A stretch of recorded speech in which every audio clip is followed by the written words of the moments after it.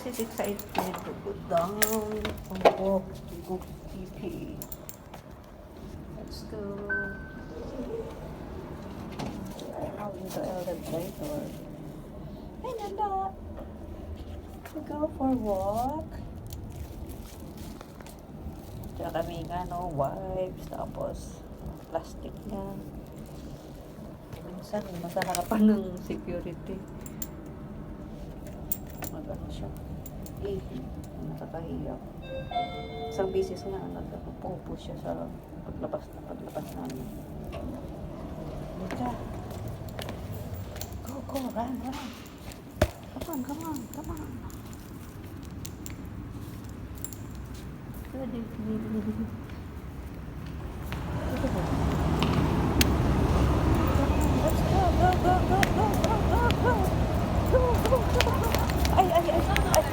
Let's go. Ay, Lord.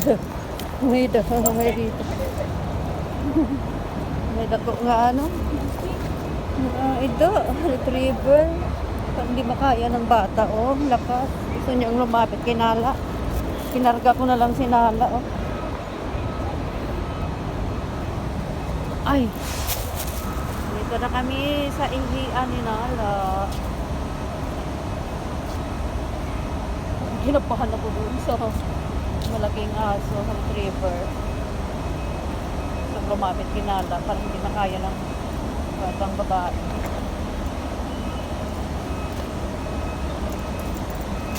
Dito kami sa labas ng apartment. Ayan ang view ng parking. Humihingi na si Nala. Ready sa siya nakapupo.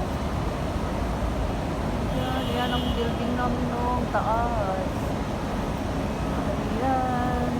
Good evening mga dogs lover. It's Typhon. Tag ko lang yung hihian ni Nala. So, ang ibon. Construct dito. Ang gawin dito ito na kalsada. Grabe, oy. Ano naman ang kuya, ay.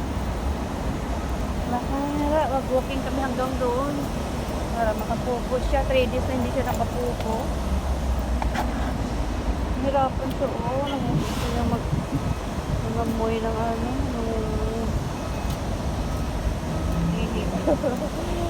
hindi siya mag-amoy. Hindi na may isang color. Kawawa na sinabi. Hello, Nala. Go for a walk. Nagsabi pa punta. Ay, lagyan pa yan ng drink. Ay,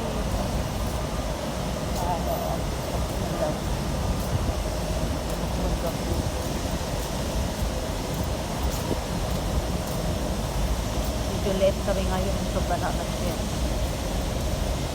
Malanta pa kasi ako po. Ito yung lapos-laporan ng apartment.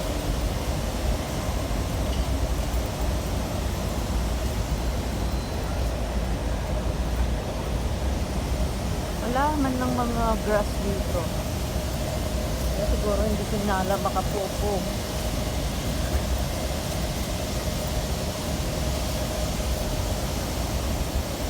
Kahoy naman sila konti lang.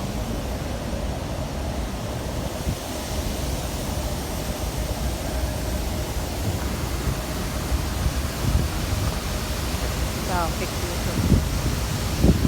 Nala, magpupo ka na. Nahirapan ako pag magpupo si Nala. Ayaw niya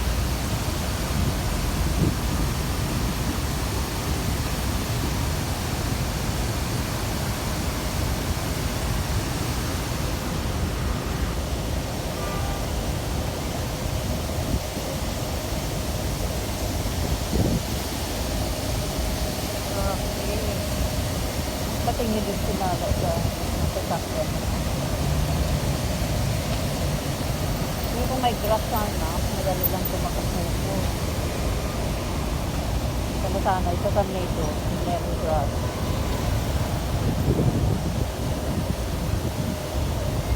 Ay, Nala. Ay, Nala.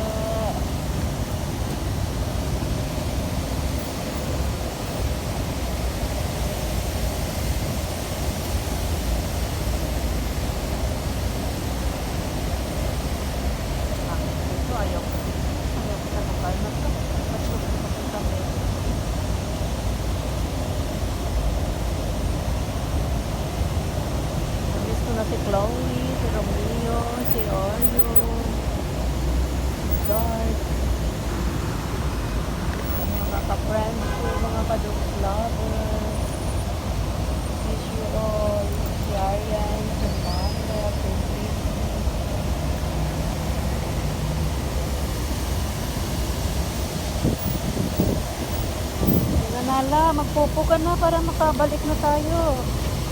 Balik na tayo sa apartment. Sige na, bye-bye na. Lifestyle family, shout out sa inyong lahat. Lakad ko na lang hanggang makapopo si Nala. Ito na yung way pabalik. Sana makapopo siya pagbalik namin. Okay, Nala, let's go! Bye-bye!